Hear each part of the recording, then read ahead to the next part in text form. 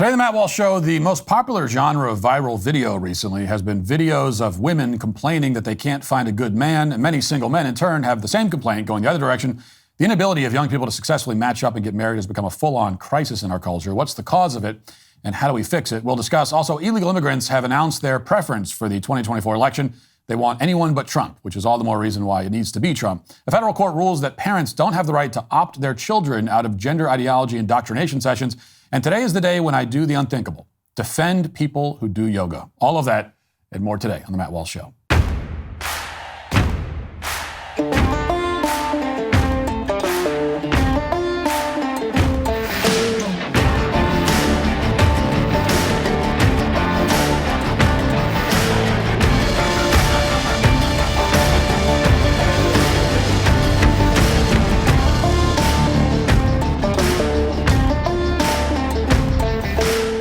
In America, we are incredibly fortunate to have brave men and women who volunteer to serve in our military. They dedicate their lives to protecting our freedom and ensuring our nation's security. These men and women voluntarily lay their lives on the line for us. But when their service ends, transitioning to civilian life can be difficult, especially given the current economic climate. That's why Pure Talk proudly supports the America's Warrior Partnership. Since 2014, America's Warrior Partnership has worked with tens of thousands of veterans in its quest to stop veteran suicide and help veterans and their families live the purposeful lives they deserve. And you can join the fight. New customers who switch to Pure Talk can make a one-time donation matched dollar for dollar by Pure Talk or round up their initial order at checkout.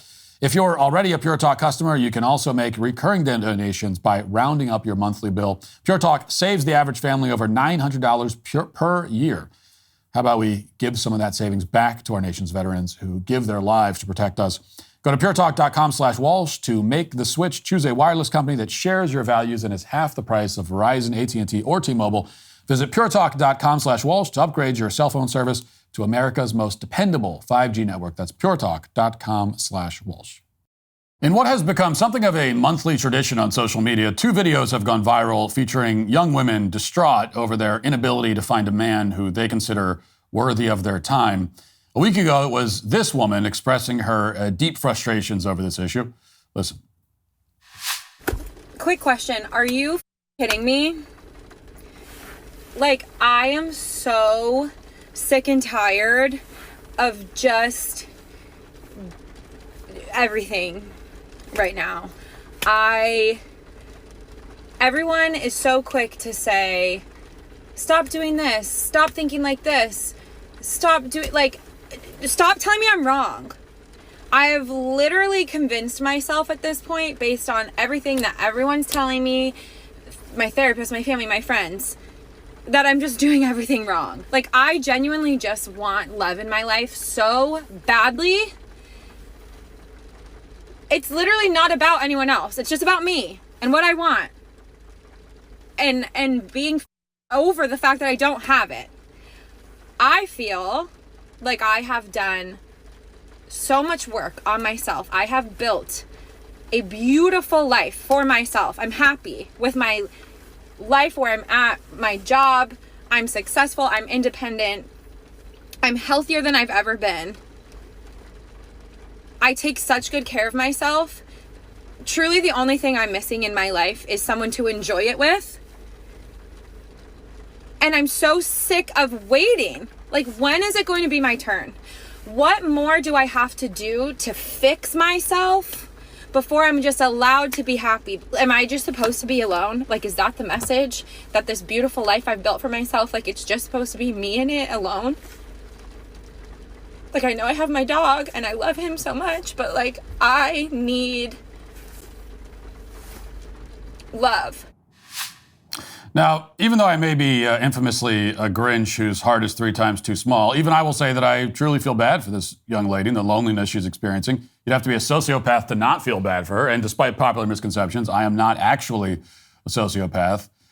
So it is a sad story. And as this woman discovers that it is hard to be happy. It's impossible, really, if you do not have someone to share your happiness with. She says that she's worked on herself. She's done everything she can to make herself desirable. Part of the problem, of course, is that some of the things she highlights will have no effect either way on making her more desirable to men. For instance, no man cares whether a woman is successful or independent. Like, there has never been a man in the history of the world who has left a first date and said, wow, she's great. She's so successful and independent. Those are just not characteristics that a man is looking for. They certainly won't be at the top of his list. And I don't point this out to pick on her. There's a point here that we'll return to in a moment. But first, let's watch a snippet of the next video with the same theme. And this is a woman named Anya, who is also lonely and looking for love. And this video also very viral. Lots of people sharing it and talking about it. But she's been unsuccessful so far in her pursuits, and here is her. I'm not someone that posts or cries or anything on the internet, so this is a new one for me. I guess I need girls to rally with me and lift me up because I feel so defeated right now. I've been trying to meet someone, just anybody worth my time for years. And dating apps are so awful. I don't need to explain to you how awful the dating apps are. So I've been trying to meet people in public, and they're still trash when I do randomly meet people in public. But tonight takes the cake. I just can't help but feel like I'm gonna turn into this because I'm never gonna meet someone. And for everybody who's gonna tell me, it'll come along when you least expect it. I've been hearing that for 7 years, okay? I'm so sick of hearing that. There's such a thing as people that just don't find their person and don't get married. So, I'm a realist. And the realist in me is starting to think, that's gonna be me. And I'm depressed now over it. So that's the beginning and the end of the video. In the middle, she tells a truly mortifying story about showing up to an event, apparently that same night when she recorded this, at a comedy club where there was supposed to be some sort of singles event, like other singles were supposed to be there that she could meet. And she sits all the way in the front row where the other singles are supposed to be, but to her horror, nobody else shows up. The rest of the crowd is made up of groups and couples, all sitting several rows back. So now she's alone in the front with every comic who comes on stage, she says, pointing out that she's alone and in the front. And the event ends with the MC handing her a gift bag to congratulate her for being brave. And then the audience claps. So really the worst case scenario when you show up to a place like that by yourself. I mean, I can remember once when I was single many years ago, going to see a movie by myself. And part of me worried that the theater manager or someone would come into the room, stop the film, point to me and say, attention everyone, this guy here's alone. Look at this alone guy, please, and feel sorry for him. Now that didn't happen, probably was not very likely to happen, but something like that really did happen to this poor woman, and for that she has all of our sympathy, doubly so in this case because she's actually trying to meet someone outside of the dating app. She's attempting to form a connection out in the real physical world, and this is how it worked out. Now it's not just women having these problems, obviously. In fact, one guy replied to this last video with his own story. He posted, quote, my app experience. I'm 6'2", 205 pounds, all my hair and teeth, fit, decently okay looking, retired veteran with full benefits, my own place at the beach, my own business. In 3 years on dating apps, I matched with tons of chicks, maybe 3 willing to meet in person, never went anywhere. I love doing outdoor activities, mountains, oceans, wasn't into texting endlessly. I'd match and say hello and ask if they want to grab a drink. 90% of the time, I'd never even hear back, including the ones who liked me first. So a financially stable man in good physical shape, yet he's meeting on average, he says, 1 woman a year, and none of those connections have led to anything. On paper, there's no reason why he should struggle this much to find a woman. Just as on paper, there's no reason that the women in those videos should struggle to find men. But here they are. And here are so many other young people and not so young people in similar situations. Now, by now, we're all familiar with the statistics, which we've talked about on the show many times. Fewer young adults are in relationships. Fewer are getting married. Fewer are having kids. More of them are remaining single than ever before. While people of all ages report record levels of loneliness, people of all ages are also struggling to meet romantic partners. A Pew analysis published in 2021 found that nearly 40% of adults between the ages of 25 and 54 are quote-unquote unpartnered. And by that, they mean these are people that are living without a spouse or a live-in boyfriend or girlfriend.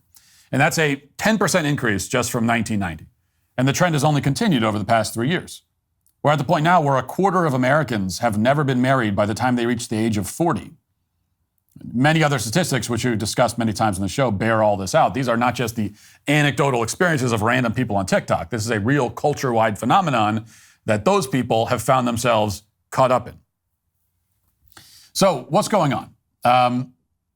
There are several major factors. Some of them I've discussed before, but let's lay them out again in one list. First, of course, many people are just waiting too long to get serious about getting married. The lie that my generation was sold and that the next generation after mine was also sold is that your 20s, the first decade of adulthood, is a time to be aimless and lazy and selfish and focused primarily on recreation and pleasure. And this is totally backwards, because that stage of life, the kind of aimless, do what you want, have fun life stage, if that comes at all, that's supposed to be on the back end of life, not the front. Okay, that's what your 70s can be about, not your 20s. Now, it's never good to live a selfish life at any age, but if you work hard and you have success and you manage to retire comfortably, what few people in my generation will pull that off, then in your 70s and 80s, you can live a life of leisure where every day is basically focused on recreation.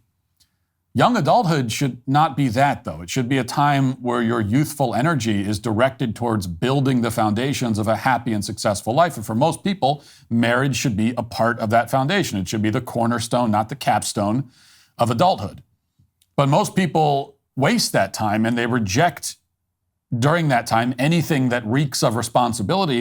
And then they get into their 30s and they start to look around and they realize that they haven't even begun to build a life for themselves yet. And meanwhile, the younger people who actually want to get married and start families have trouble finding someone their age willing and suited for it, because most of their peers have bought into the idea that young adulthood is not a time for that sort of thing. Second, there are too many choices. For the people struggling to find someone, it feels like the problem is the opposite of that. They certainly don't feel like they have a surplus of options, but the truth is that you can go on a dating app and potentially connect with thousands of different people.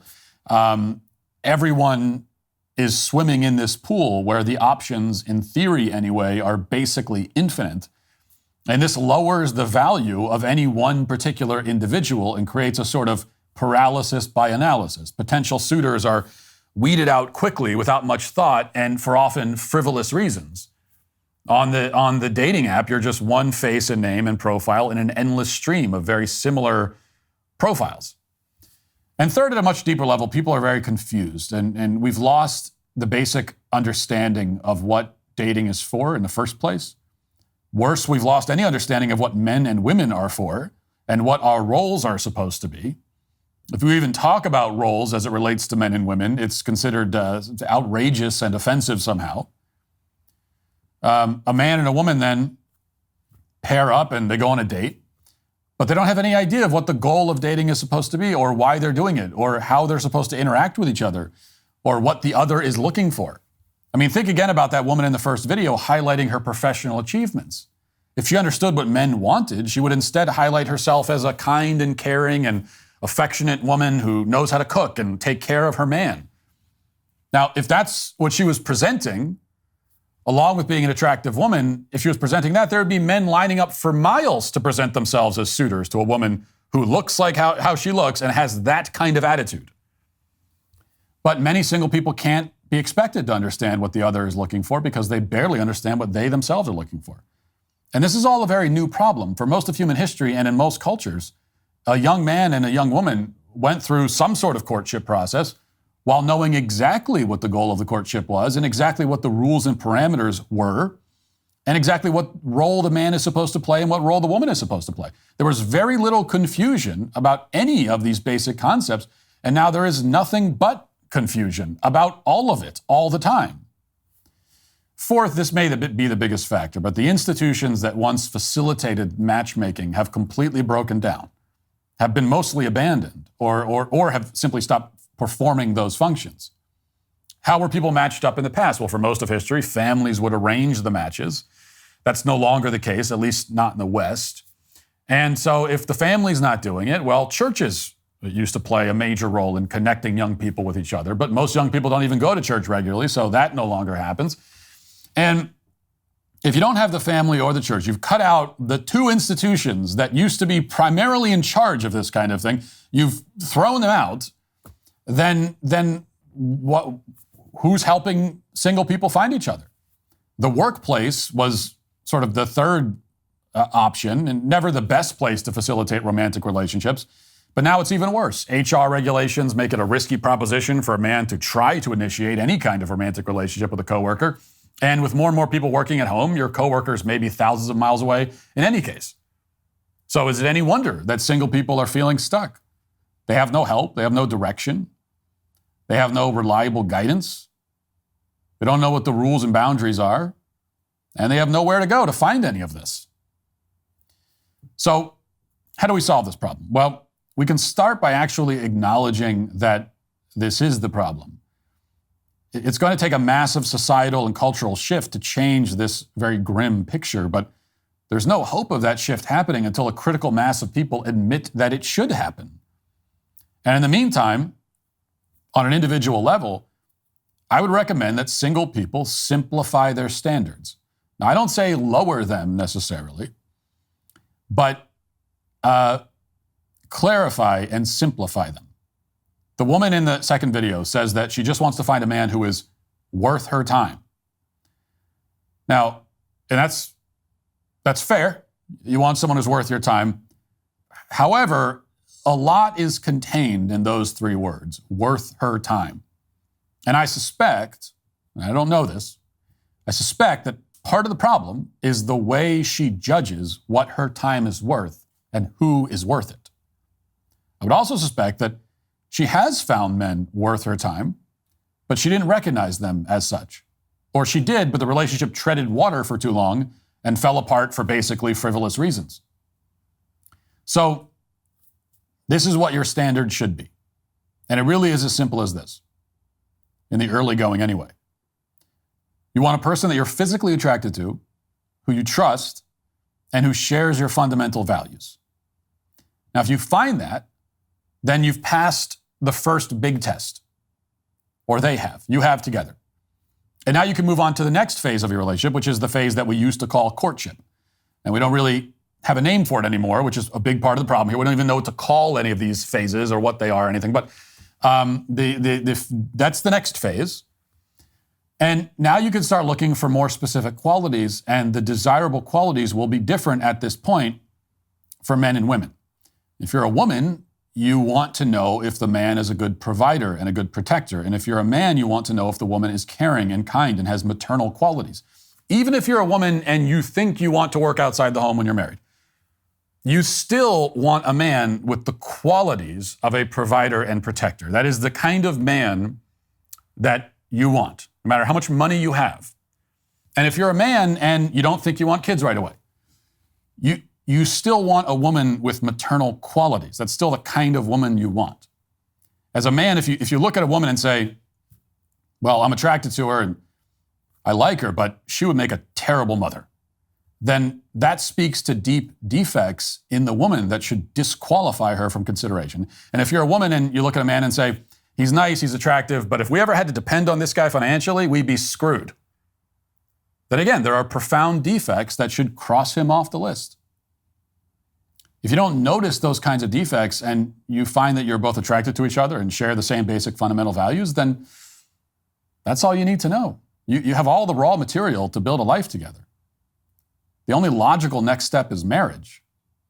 And the rest of the details you figure out as you go. Now, I don't mean to imply that finding someone who meets these basic qualifications is easy. It isn't easy, especially these days. Or often it's not easy. But it is simple, or at least much simpler than our culture makes it seem. And if you know what you're looking for and what matters, then at least if you're still single, it won't be because of your own indecision and confusion, which will automatically put you far ahead of the competition. Now let's get to our 5 headlines.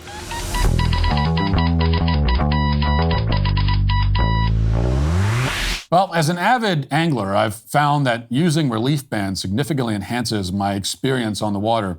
My fishing trips often involve spending extended periods on a boat, which can lead to feelings of queasiness, especially when the waters are choppy.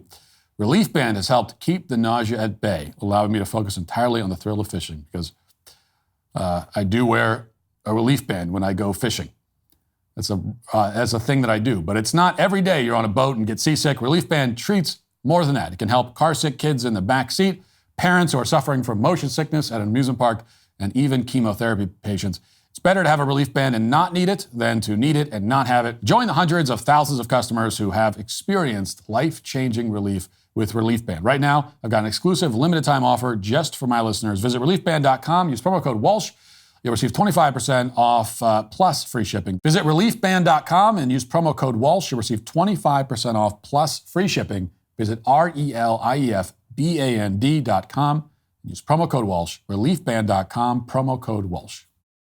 Daily Wire has this report. Illegal immigrants are rushing to cross the U.S. southern border ahead of the November presidential election to take advantage of President Joe Biden's policies while fearing another term of Donald Trump in the White House. After illegally crossing the Arizona border last week, 2 migrants from Colombia told New York Post reporter Jennifer Tear that they were concerned about the outcome of the upcoming 2024 presidential election. 20-year-old Ricardo said, according to the Post, "We think with the elections, it will be harder." Ricardo's brother Sebastian, at 18, added, "We don't want Trump." The Colombian brothers claimed asylum after illegally crossing the border and were sheltered at the Yuma Regional Center for Border Health. Ricardo and Sebastian then reportedly were bused to the Phoenix airport, where they caught a flight to New Jersey to join their mother. According to the Post, Customs and Border Protection agents gave the illegal immigrants a court date for an asylum hearing in October, which I'm sure that they will diligently make sure they attend. So you've got illegal immigrants, let them into the country, and then say, several months from now, here's a court date, please show up. Please pinky promise that you'll show up. So this is all the campaign ad you need right there. You have illegal immigrants saying, we don't want Trump. I mean, that's all you really need to know.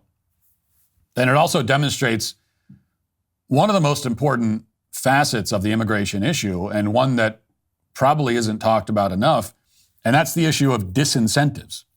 Yes, we should enforce the border. Yes, we should deport the criminal aliens who come here illegally. No, we aren't really doing any of that right now, certainly not on the scale and with the effectiveness that we should be. But the most effective way to enforce the border and curb illegal immigration is to make it so that they don't want to come here in the first place.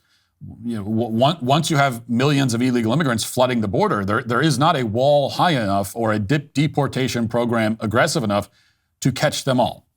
You should still try, but you're not going to be able to do it perfectly, which is why you need disincentives. And right now, of course, we have the opposite. The immigrants are incentivized to come. They know they'll get free housing. They know they'll get free food.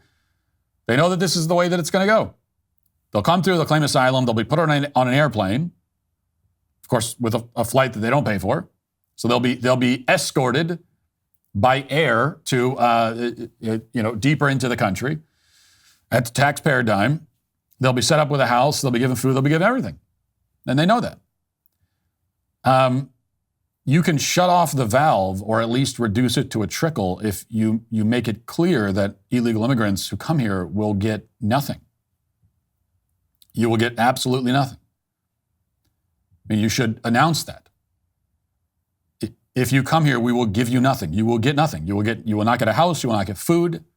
You will be hungry and you'll be on the street and you'll be cold and you'll be exposed to the elements and you might die because you're not going to be provided for because we can't.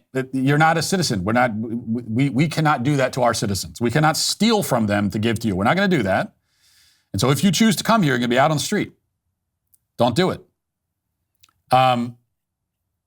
And you make that clear, then it disincentivizes and this is why it's not just a smart policy, but it's also a moral thing. It is moral. It is an act of mercy. It is moral and an act of Christian mercy to refuse to provide any luxuries or necessities to illegal immigrants. That is the merciful, right, moral thing. That's how we should talk about it. Rather than, as we so often do, or as the right so often does, sort of surrendering the moral argument of immigration to the left. So they're making the moral argument, no, we want to help everybody. And we're making the practical argument, well, we can't. And it's, we are making a practical argument, but we're also making the moral argument. It is moral and good to enforce our laws. It is moral and good to protect our sovereignty. It is moral and good to not steal from American citizens to give to people who are not citizens. And it's also moral and good for their own sake to do everything you can to dissuade them from making the very dangerous journey, coming here, coming all this way. Many die along the way. We're always told this. Well, the moral and good thing for their own sake is to do everything you can and say everything you can say to dissuade them from risking their lives and their children's lives in the process.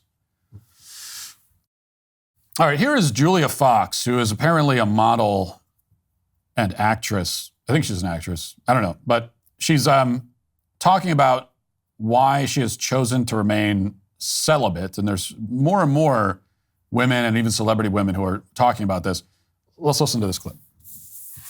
Julia, Rachel A. texted, what's your reasoning behind being celibate? And in what ways do you believe it has improved your life?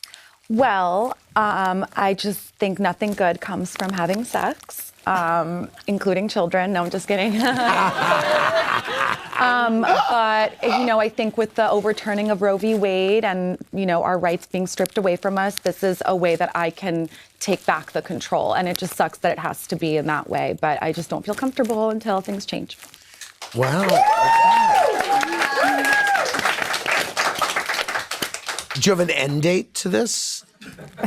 I honestly, it was like 6 months and it was a year, and then I'm like, oh my God, it's almost 2.5 years and it's still going, and I don't know. Do you it's miss gonna take it? a miracle. Do you miss it? In the beginning, yes, but I think Okay. it's just like getting over anything, smoking, drugs, whatever it may be. Now, she first of all, she appears to be wearing plastic wrap, and I'm not sure what exactly is going on there. She couldn't find a dress she liked, so she went to the kitchen cabinet and grabbed cling wrap. Interesting aesthetic choice there. Not sure if it really pays off. In any case, she says that she's remaining celibate because Roe was overturned. Never mind the fact that she, I'm assuming, almost certainly lives in a place where abortion is still completely legal. I don't know if she understands how this works. Apparently she doesn't. The overturning of Roe v. Wade did not make abortion illegal nationwide, unfortunately. And so if she lives in California or New York, which presumably she does, then she still can get all the abortions that she wants. Not that I'm trying to dissuade her from her celibate course of action. She should definitely stay on that course. That's great. It is without a doubt much better for these women to remain sexless than to have a bunch of sex and kill a bunch of babies also. But it is funny to me that women like this, and again, she's not the only one, far from the only one who's claimed to go celibate in response to the Roe decision. It's funny that they seem to think they've discovered something that we have been saying all along. Pro-lifers have been saying this all along. This has been our point. That sex is an inherently procreative act. That doesn't mean that a baby is always conceived in the process, but it does mean that sexual intercourse always carries the potential for producing new life.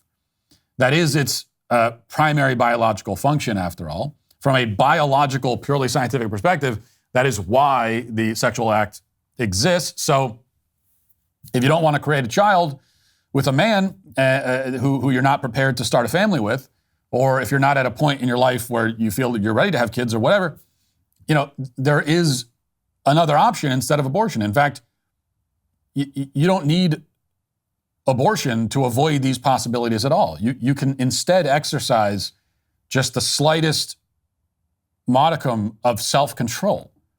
That is also an option. It's like you don't have to go have sex with some guy who you would never in a million years want to have a baby with. You don't have to do that. You could just not do that. It's not only an option, it's the best. It's the best all around. It's better for you. It has so many other benefits. It'll make you a happier person in the long run. Just do that. And it is possible. It is possible to not have sex with everyone you meet. It is possible to not have sex every time the mood strikes you. It is possible to be physically attracted to someone and to want to do that with them, but then not. It's possible. you can direct and channel your behavior. You can exercise discernment. It is possible. It's not only possible, but it's actually not that hard to do. It's really not that difficult. It really isn't. And now, that doesn't mean that you need to be celibate, though. Like, she's gone all the way to the other end of this, saying, well, I'm not having sex with anybody. Proving is quite, that even that is possible. But celibacy is not necessary. It just means that you should have sex with a person that you're prepared to start a family with. So, find someone and get married and then be intimate with each other without fear. There doesn't need to be so much fear surrounding human sexuality. Now, of course, the left would accuse someone like me. They would accuse people on our side, on the pro-life side of the discussion. They would accuse us. They would and do accuse us of being the prudes. They say that we're the ones afraid of sex or whatever. But that couldn't be more backwards. Because the people who make sex into a scary thing are the ones who claim, the people making it scary are the ones who claim that you need to be able to murder your offspring in order to have sex in the first place. They are the ones introducing death and murder and bloodshed into the equation. They've done that. There's no need for that. You can put yourself in a position where there's nothing to be afraid of. You don't have to worry about these things. It's very possible. You could put yourself in a position where you can have sex and you don't have to worry about STDs. You don't have to worry about pregnancy. It might happen, but you don't have to worry about it. It doesn't have to be something that it doesn't have to be a source of deep anxiety. It doesn't have to be something that it feels like it destroys your life if it happens. It is possible. Just get to a stable point in your life and get married, and you're fine. There's nothing to worry about. And I appreciate people like, what's her name again? Julia Fox, proving that for us.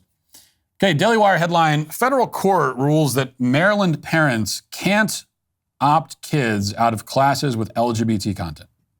So the courts say that you can't opt out of it.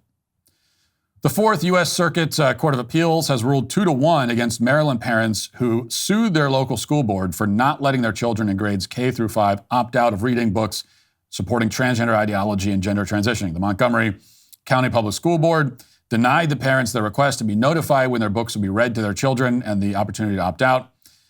The board is violating the parents' inalienable and constitutionally protected right to control the religious upbringing of their children, especially on sensitive issues concerning family life and human sexuality, according to the Beckett Fund for Religious Liberty that litigated the lawsuit.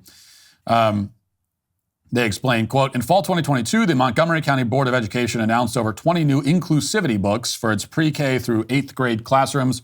But rather than focusing on basic civility and kindness, these books champion pride parades, gender transitioning, and pronoun preferences for children. For example, one book tasks 3- and 4-year-olds to search for images from a word list that includes intersex flag, drag queen, underwear, leather, and the name of a celebrated LGBTQ activist and sex worker. Then other books talk about non-binary and gender transitioning and all the rest of it. A district court ruled against the parents, prompting them to appeal to the Fourth U.S. Circuit Court of Appeals, which denied the parents' request for a preliminary injunction, but allowed the possibility of changing its position once the classes have already been taught. We take no view on whether the parents will be able to present evidence sufficient to support any of their various theories once they have the opportunity to develop a record as to the circumstances surrounding the board's decision and how the challenged texts are actually being used in schools. At this early stage, however, given the parents' broad claims, the very high burden required to obtain a preliminary injunction, and the scant record before us, we are constrained to affirm the district court's order denying a preliminary injunction. Okay, so let me see if I understand this decision clearly. They're saying that the parents can't opt out of the left-wing LGBT indoctrination sessions, but maybe they will be able to opt out once they can prove their legal case after the sessions have already happened. So what they appear to be saying is that they must allow their kids to be indoctrinated And then after they've been indoctrinated, then they have proof that the indoctrination happened, and so then they can opt out of it. Which, of course, at that point, it's too late. So this is an insane decision, obviously, completely bonkers. It's clearly a violation of a child's basic human rights to expose him to this kind of content in the context of a public school class. And it's a violation of the parents' basic human rights. And we know that's true because all we have to do is imagine what the court would say, what it would do, and what the media would say and do, and what the left would say. If the school was using in its curriculum, instead of these LGBT books, what if they were using books that teach the kids that Jesus Christ is their Lord and Savior? Even if there was just one book, the purpose of which was to instruct the children that Jesus loved them and died for their sins, the court would put a stop to that without hesitation. They'd make the decision in 30 seconds. We all know that. It would be considered religious indoctrination and a violation of the First Amendment. And as soon as anyone caught wind of that book existing in the classroom and being given to kids, it's over. Well, this is the same thing. I mean, it's not the same thing. It's actually not at all the same thing because Jesus Christ really is our Lord and Savior and Christianity is true, whereas gender ideology is not true. Children are harmed by exposure to gender ideology, but they are certainly not harmed by exposure to Christianity.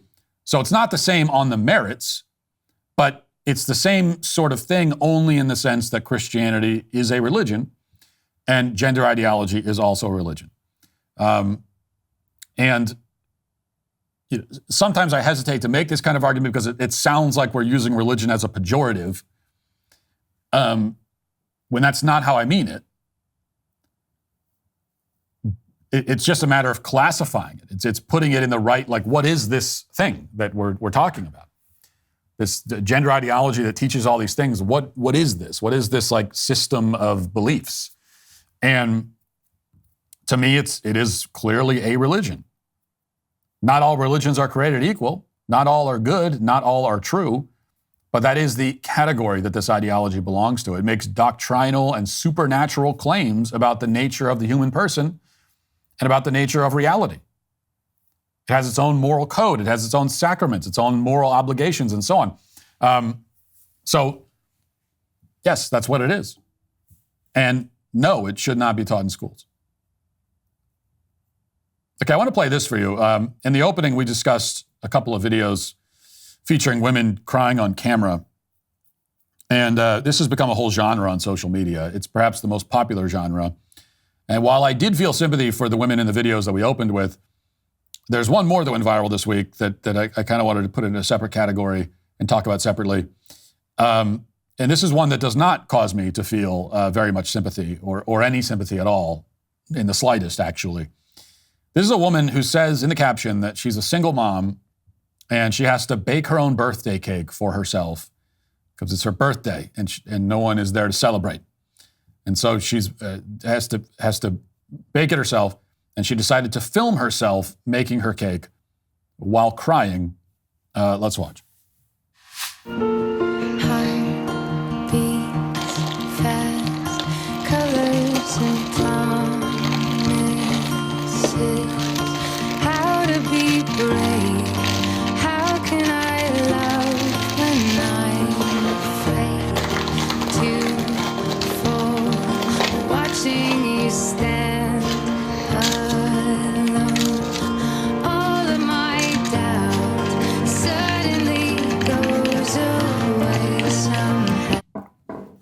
Okay. There's just something funny about the sight of somebody crying while making cupcakes. It's just, there's something it's not very congruous. There's something odd about the sight. Okay, first of all, and look, if you're just gonna make cupcakes from a prepackaged mix, then you might as well go out and buy already made cupcakes at the store. Like, if making cupcakes is a sorrowful activity for you, then just go buy them. If you're so traumatized by throwing some mix into a bowl and an egg or whatever and stirring it, then go buy some cake for yourself, or just don't have cake at all. I went through several birthdays when I lived alone, And I didn't make myself a cake. I didn't go out and buy one either. You're an adult. Like, what are you doing? You don't need to have a cake on your birthday. Making yourself a birthday cake. And also, by the way, I got news for you. Hate to tell you this, but even if you were married, lady, you're still making your own cake. If you want a cake, if you want a homemade cake, you're going to be making it yourself, even if you're married. So anyway, just go buy it if you want. And don't tell me that you can't afford to buy a homemade or a store-bought cupcakes or a cake, because we can all see your kitchen. And if you're a single mom with that kitchen, you're obviously in pretty good financial state.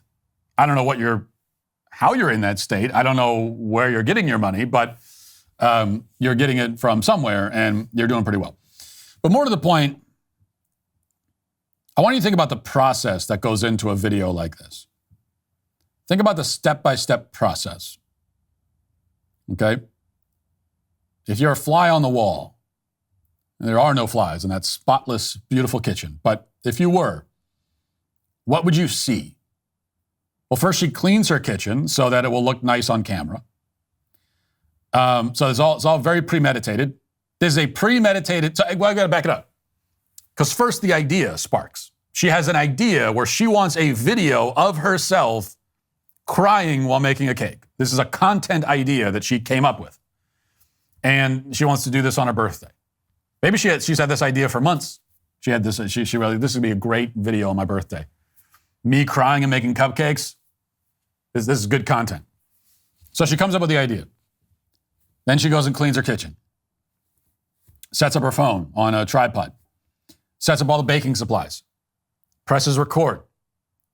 Conjures up the tears to cry on camera. Stops the video.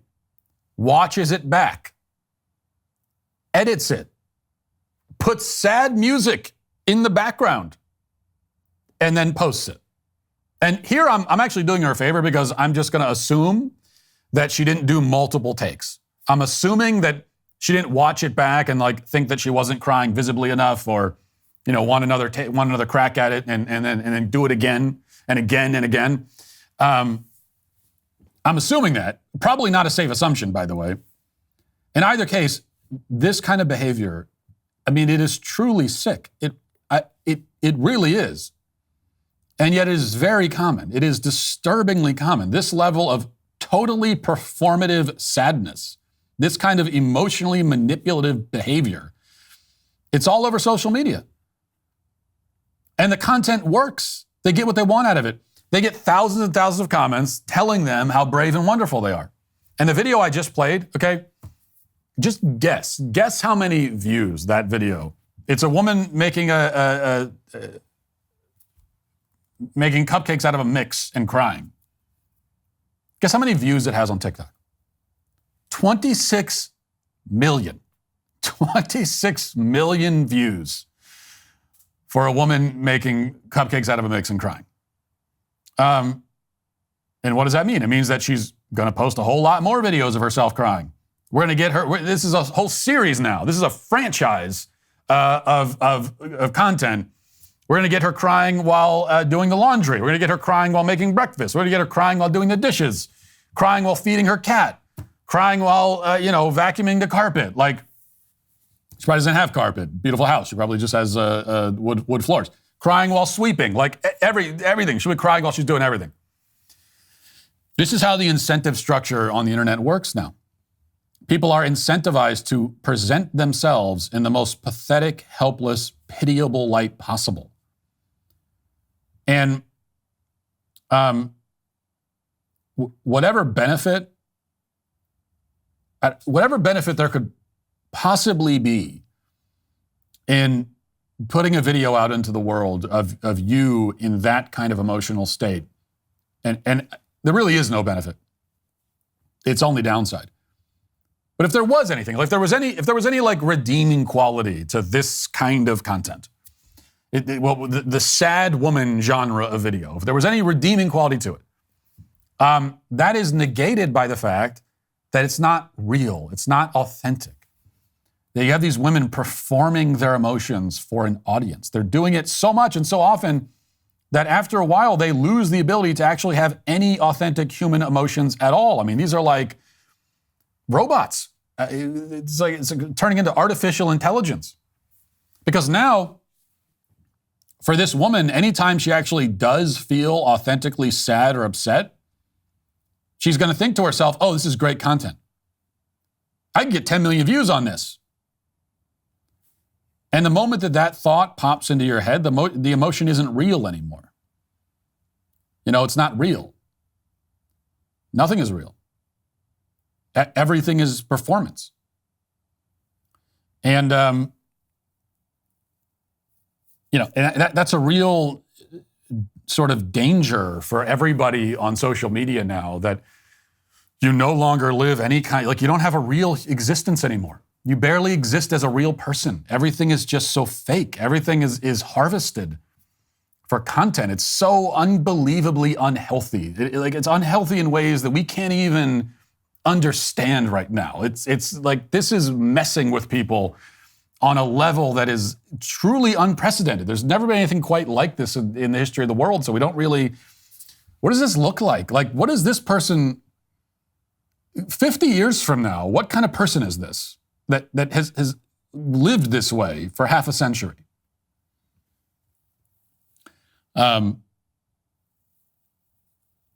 It's quite pathetic. So then in the end, like, it actually is really sad. It actually, you start by kind of laughing at how silly it is, but then you end up actually really sad yourself, but just not sad for the same reasons or for the reasons that are intended. Amid the chaos of my daily life, I find solace in my Helix mattress. It's not just a mattress, it's a sanctuary that prepares me for the challenges of the next day. Helix harnesses years of mattress expertise to offer a truly elevated sleep experience. The Helix Elite Collection includes 6 different mattress models, each tailored for specific sleep positions and firmness preferences. If you're nervous about buying a mattress online, you don't have to be. Helix has you covered. Their unique sleep quiz customizes your mattress based on your body type and sleep preferences. No more generic mattresses made for someone else. I took the Helix quiz and I was matched with a firm but breathable mattress. I love this mattress and I'm confident that you'll love yours too. Plus, Helix has a 10-year warranty. You can get to try it for 100 nights risk-free. Helix's financing options and flexible payment plans ensure a great night's sleep is never far away. Helix is offering up to 30% off all mattress orders and 2 free pillows for my listeners. Just go to helixsleep.com/Walsh. This is their best offer yet, and it won't last long. helixsleep.com/Walsh. With Helix, better sleep starts now. Get ready for something special tonight. Join me, along with Ben Shapiro, Michael Knowles, Andrew Klavan, and Jeremy Boring, backstage at 7 p.m. Eastern, 6 p.m. Central, streaming live and free on Daily Wire Plus. We're taking you behind the scenes and beyond the headlines at the Daily Wire, and we're being told that Jeremy Boring has a special announcement that you'll hear first during backstage. We've been busy, and it's been way too long since we've all been together. It's a ton to discuss, and this is your chance to hear all about it. Don't miss out. Watch live and free on Daily Wire Plus tonight at 7 p.m. Eastern, 6 p.m. Central. Now let's get to our daily cancellation.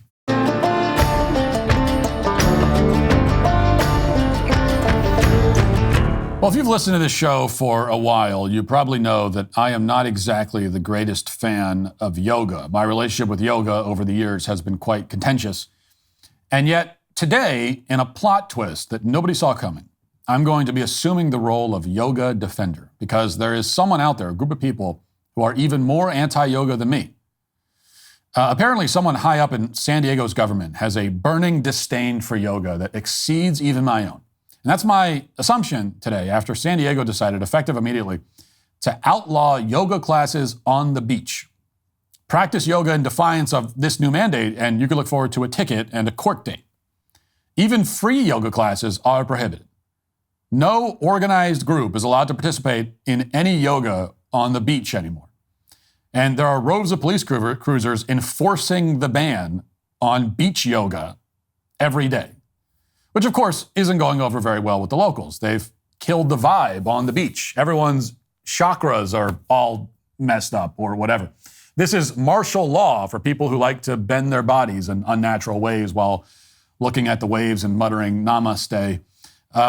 Here's the local ABC affiliate talking about it. The city of San Diego is cracking down on beach yoga. A group of instructors say park rangers shut down their classes earlier this week. Thank you for joining us tonight. I'm Neil Watson. ABC 10 News reporter Spencer Shorsha explains why the city's recently updated code is getting pushback from the wellness community. It's very peaceful. They came here to unwind, do some yoga by the cliffs. It's an incredible space. I think it is one of the most unique spots in all of San Diego. Instead, just as they got to Sunset Cliffs, these yogis are rolling up their mats and heading home. We've all tried to spread the word that class has been canceled. These 4 women teach yoga at Sunset Cliffs. At least they used to. When I came here to teach my class at 6 o'clock, there were 3 park ranger trucks all positioned on the cliffs that prevented us from starting our class. The city of San Diego is enforcing an ordinance it revised in March, the one that aimed to crack down on sidewalk vending. In it, the city restricts where fitness classes can be held, like here at the cliffs, and requires a permit. I keep saying I thought it was hot dog vendors, and all of a sudden it's yoga teachers too. My God, I'm agreeing with the wellness community. What is happening to me? So these women were under the impression that, only hot dog vendors were banned, but to their horror, they quickly discovered that it's not just hot dogs, but downward-facing dogs that are prohibited as well. In other words, the government has suddenly assumed a lot more power than anyone originally anticipated. Cue the shock and indignation. This is surely the first time anything like that has ever happened in California. Now, you're probably thinking that this is something that I would be celebrating. After all, a bunch of women who wanted to perform yoga aren't able to do so anymore, at least not in public. And on the beach, I don't want to have to see that when I'm at the beach. It's annoying.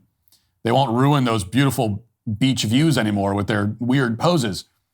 But I'm not celebrating this. Quite the opposite. The city of San Diego has actually done the impossible here, which is make me sympathize with people who practice yoga in public. And if not sympathize, at least agree with their argument.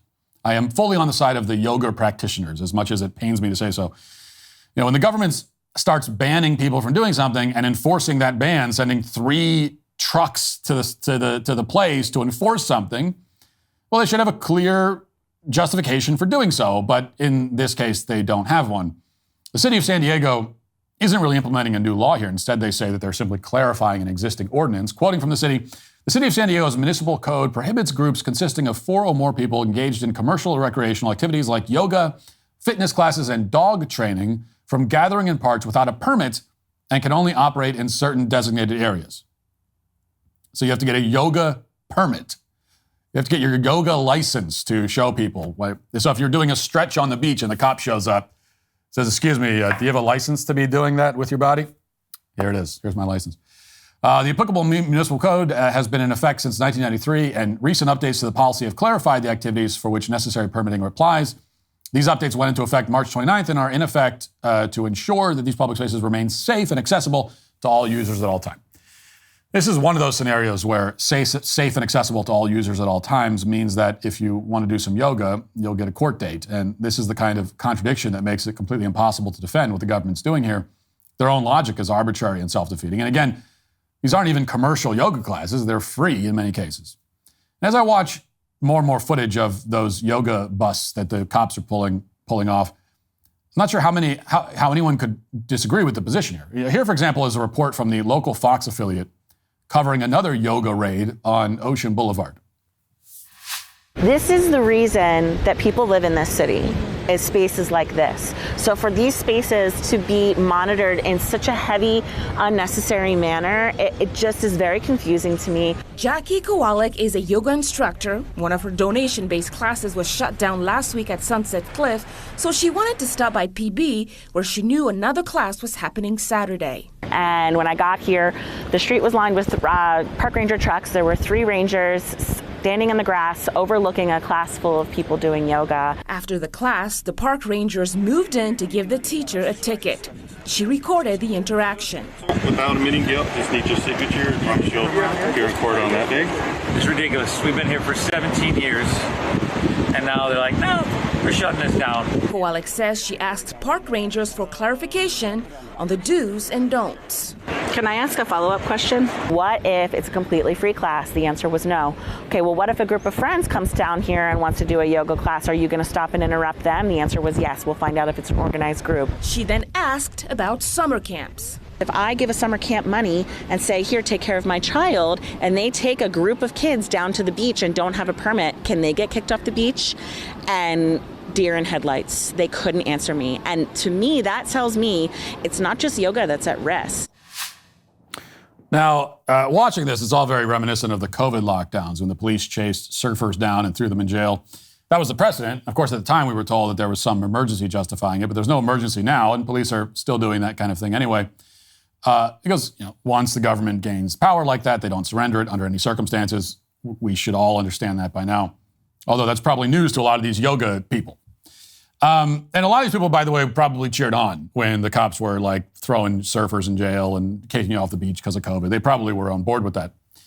But somehow the total arbitrariness of this crackdown isn't the worst part. It would be one thing if police in San Diego had simply run out of crimes to investigate. So they're going after yoga to sort of keep busy. And they've solved all the other problems. They're enforcing all the other laws. Everything's fine. Everything's great. And now they've narrowed it down, and they're like, well, what else can we do here? Well, let's get the yoga people. They're annoying. Let's get rid of them. That would be one thing. I still probably wouldn't be on board with it, but like I could hear you out on that. It would at least be somewhat understandable from their perspective. And it would mean that crime has been solved in San Diego, which would obviously be a net positive. But as you probably guessed, that's not the case. The city of San Diego has much bigger problems on its hands. That includes problems happening on the beaches off San Diego, where these yoga classes are taking place.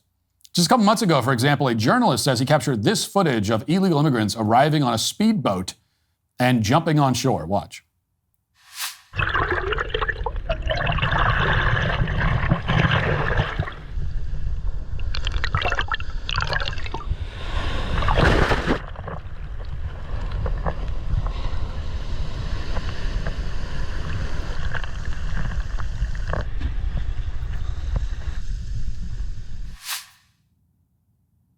So this journalist was like in the water. Was he scuba diving or something? I don't know. But anyway, this is the kind of thing you'd hope that swarms of police officers assigned to the beach might prevent. Like if you're going to send trucks to the beach to, stop anything from happening, it might be this sort of thing. Foreigners, people that no one knows anything about, are apparently just storming the beaches. But as you can see from that clip, there were no rows of police officers and cruisers lined up waiting to greet these people. There just wasn't much of a response at all. And that footage is from January, but this keeps happening on San Diego area beaches. Just last month, dozens of illegal migrants stormed past beachgoers at a Carlsbad beach after disembarking from a speedboat. Watch. Well, Phil, in the last week alone, there have been nearly 7,000 encounters at the San Diego sector of the border. I mean, this is the highest in the country, and data all backed by CBP. And now we got video showcasing a maritime incident right here in Carlsbad. And like you said, this is just one out of several incidents we've seen up and down the San Diego coast within the last year. This viral video, now surfacing nationwide, shows a boat carrying over a dozen undocumented migrants racing ashore at a high speed just along the Carlsbad coast. They're not afraid. Blatantly coming in at noon on a Saturday to a crowded beach. In the video, you could spot surfers looking to catch a wave, dodging its path just before the vessel reached the sand as more than 16 people soon hopped out one by one. You can see the group piling into this black GMC, some even seen struggling aboard as the car begins to drive away just along this suburban neighborhood near Ocean Street. Senate Bill 54, our state legislators decided that our local police may not, they're prohibited from interfering with any kind of immigration. They must just call Border Patrol. So more than a dozen illegal migrants arrive on a speedboat, storm the beach, pile into an SUV, and there are no cops in sight. You hear from the mayor that the law prevents the cops from interfering with illegal migration, which is insane. But it's also not true in this case. As you just saw, they nearly killed a surfer by crashing their boat into him. That's a crime that has nothing to do with immigration enforcement. It's reckless endangerment at a minimum. But San Diego's leaders don't care. So instead of announcing a grand plan to prevent incursions like this, maybe by reversing that law, the best the San Diego government can do, apparently, is round up the yoga ladies. Meanwhile, the permanent encampments of homeless drug addicts that line the beaches of San Diego are completely fine also, because they're not doing yoga. Instead, they're injecting heroin and creating a mess so people don't bother them. Watch. Tonight, you're looking at the trash and debris from homeless encampments, creating safety issues for cyclists along the OB bike path. Good evening. Thanks so much for joining us. I'm Marcella Lee. Tonight, our Brian White is working for you and found out for himself what's being done about it. Brian?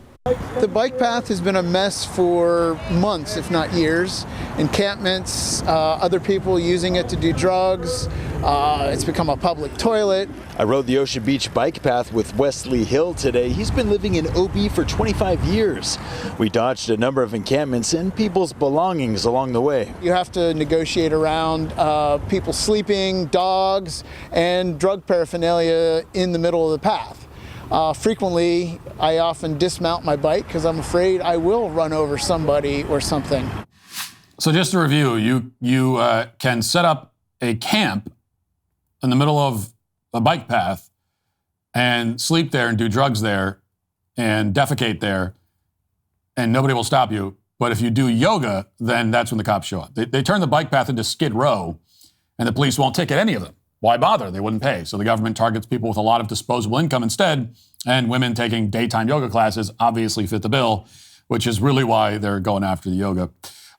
Now I could go on and on about all the serious problems San Diego has right now. These are actual security risks, major quality of life issues that no one's doing anything about. Meanwhile, the government's going after the least threatening people on the entire planet, even if, they are sort of weird and annoying.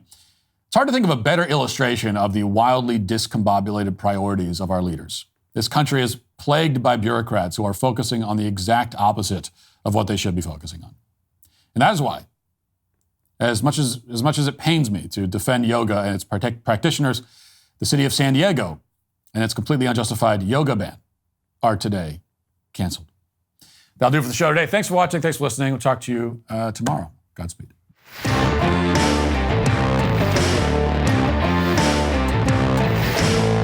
Zelensky refuses to give up power in Ukraine. A new poll shows that 61% of Americans support the mass deportation of illegal aliens.